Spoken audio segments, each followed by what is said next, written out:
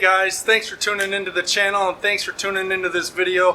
I know these are trying times. There's this virus going around, the coronavirus, and pretty much the whole world is on lockdown, the whole world is on quarantine. But I'd like to brighten up your day today and to talk a little bit of basketball.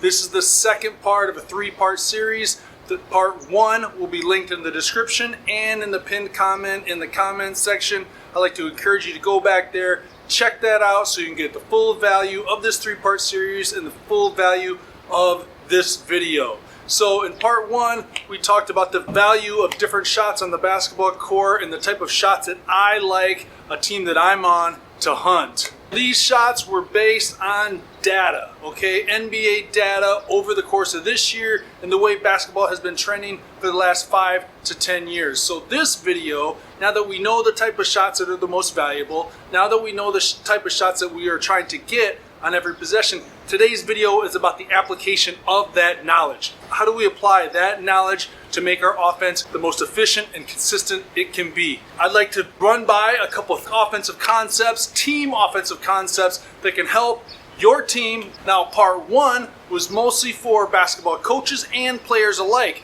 This one is geared more towards coaches, but players can also find great value, and it's important to learn these concepts so you can learn the game to bring value to any type of team that you are playing on. With that said, let's go over the shoulder and look at this little slideshow that helps me illustrate exactly what I'm talking about, exactly the data, and how to apply that data to efficient offense. Let's take a look.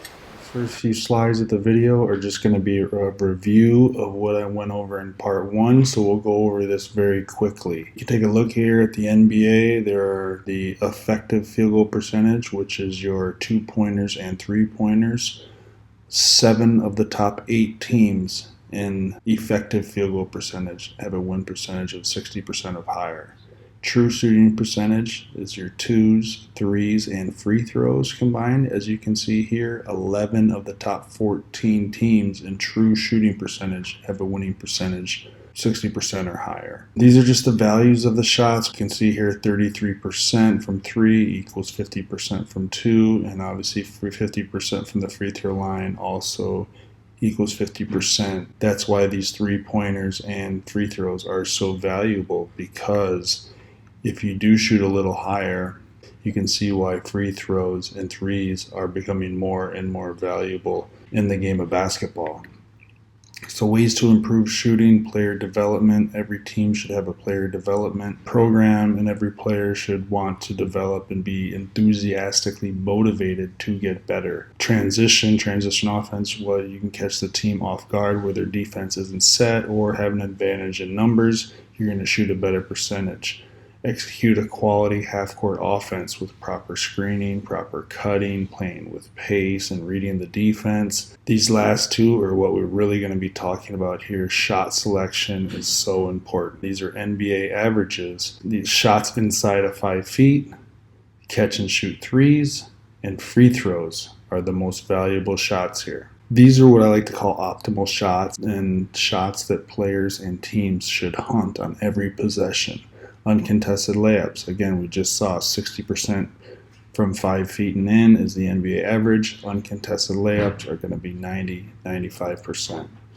Anything going to the basket under control. Again, this encourages finishing 5 feet and in or getting to the free throw line.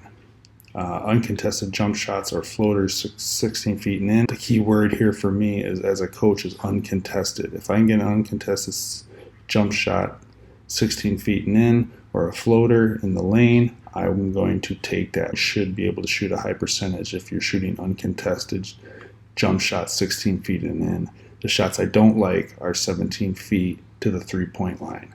Catch and shoot rhythm, uncontested threes, and free throws. If I had to go in order here, number 1 would definitely be uncontested layups.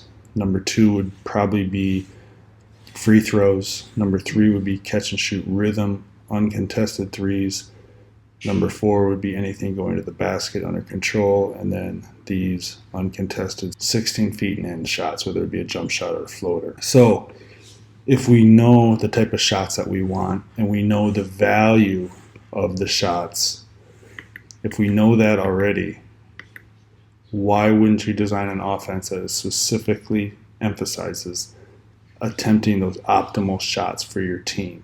Too many times through my playing and coaching career, I've seen coaches kind of dance around the subject of a shot selection, or it's very gray as far as what shots to shoot. I would like to put an emphasis on that and design your offense to get the valuable shots. Coach your team to attempt shots that are valuable, shots that you want, high percentage shots, so your team can be more efficient. In this offense, something that, again, we're going to talk about, shot selection is everything. Most of the coaches that I played for didn't really emphasize shot selection, but I think it is very important. And when dealing with your team's egos and some of the challenges of coaching shot selection, instead of avoiding it, I would like to encourage coaches. The way I like to coach is to relentlessly coach shot selection.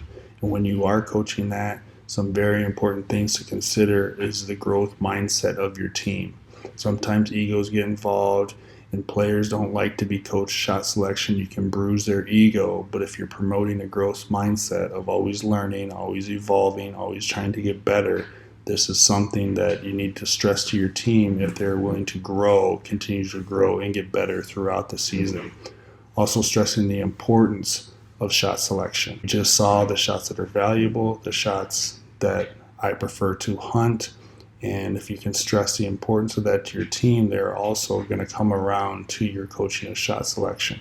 Shot selection is something that you have to coach consistently. You have to pay attention to on a daily basis to get your team to learn, to create habit. It's something that you have to coach every day, almost in every drill and in every scrimmage situation. Track your shots with volumes and percentages. You can show them all kinds of data from the NBA or the EuroLeague or all these other leagues, but to have data on your own team as the season progresses, to show them how many shots they're taking that are optimal, how many shots they are taking that are not optimal, and their percentages in both. What is my percentages on optimal shots and what are my percentages on non-optimal shots? I guarantee you if your volume is higher in optimal shots, your percentage is going to be better. Positive and constructive feedback in every practice. This goes along with consistency. This is something that you can't be inconsistent with. You have to be consistent. You have to do it every practice, and also you can use video to show them examples of when you took optimal shots or maybe other times where you didn't. But most teams video their games, but not a lot of teams video their practices. So if you can have an opportunity to video your practice, you can grow exponentially with filming because you're always going to have a lot more practices than games. I like to have usually a 5-minute film session before most practices so they can see an example of what you want to teach, what they did well, where they can improve on a daily basis. One thing that I do like to teach is shot selection in relation to the shot clock. So you take a look at this 24-second shot clock. And to go into more detail, we'll just go to the next slide where you've heard about the Phoenix Suns, 7 seconds or less. This is your fast break or secondary break, right? You're pushing the ball after misses, makes, and turnovers, looking for an advantage in numbers or attacking before the defense gets set. Still looking for optimal shots. What are my optimal shots? Right here. We're always going to be referring to this. This is what we want even after makes. When other teams get to relax after they make a basket against us, they don't get to. Even after makes, we're shoving it down their throat, trying to get an optimal shot in 7 seconds or less. Now, if the defense does get back and are set in a 5-on-5 situation, we are going to execute our half-court system and only attempt these optimal shots. Again, referring to this. Your team's offensive system should repeatedly put your opponent's defense in bad positions, giving them multiple opportunities per possession to make mistakes. Reading the defense, proper screening and cutting, and playing with pace needs to be practiced and coached on a daily basis. Hunt optimal shots on every possession. So you still want those optimal shots. You need to run an offense with pace, proper cutting and screening, and making proper reads. Do not take a contested shot.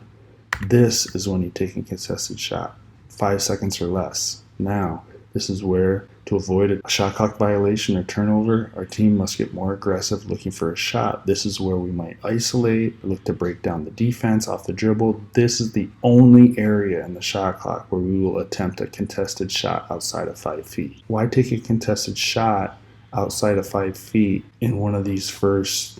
You have 24 seconds to 5 seconds to look for an uncontested shot. Work to get the more uncontested shots you can get, the higher your percentage is going to be. The more you can score off a defensive mistake, the better your percentage is going to be. Now, if that doesn't work on one particular possession, then you can take a contested shot to avoid the turnover or violation. Still try to get the best shot you can get, but we're willing to accept a contested shot. And you do this repeatedly, possession after possession, the whole game. And what will happen is defenses will not only physically fatigue, but they'll also mentally fatigue because they're not used to paying attention every possession for 24 seconds. And every time they screw up, we score. If not, we're going to make them play defense for the whole 24 seconds. You play great defense for 24 seconds and force us into a contested shot, great. We're going to come back and do it again and again and again, 80 to 90 times every game. More times than not, teams' defenses will start to break down, and they'll start to break down more consistently as the game goes on if you can keep your discipline on offense. The reason we're going through all this trouble is because we want to win. We want to win more games. One of the ways we can do that is through efficient offense, and that's why we're going through the trouble of hunting optimal shots. That's why we're going through the trouble of teaching shot selection. That's why we're going through the trouble of specifically looking for specific shots throughout the shot clock. And again, you have to be consistent. You have to coach relentlessly every day and sell your team on efficient offense because we want to win. So there you go. Those are some of my ideas, some of my concepts, some of my theories on how teams can be the most efficient and can also be consistent at the offensive end of the basketball court. Now, it's a lot easier said than done, right? The hard part is getting out there on the court and teaching your team over the course of the season and getting them to buy in and believe into what you're saying and what you're teaching. That's a hard part. There are going to be growing pains. There are going to be parts of struggle. And the important thing to remember is it's never going to be perfect, right? There's a lot of gray area. The important thing is you continue to get better. The team continually strives to hunt efficient shots. And even if you can make marginal 5 to 10% improvement on your shot selection, now you're going to improve 5 to 10% in your field goal percentage, which in turn is huge over a 90 possession, 40-minute game. Those are going to result in close wins as opposed to close losses. And you notice in this video, I didn't come with a specific type of offense that I prefer to run. I'm a big believer in it's not what you run, it's how you run it. So there are a lot of different offenses out there that will work if you run them right. Conversely, you can have the perfect offense for your team's personnel, but if you don't cut hard, if you don't play with pace, if you don't set proper screens, if you don't make proper reads, that offense will not work for you.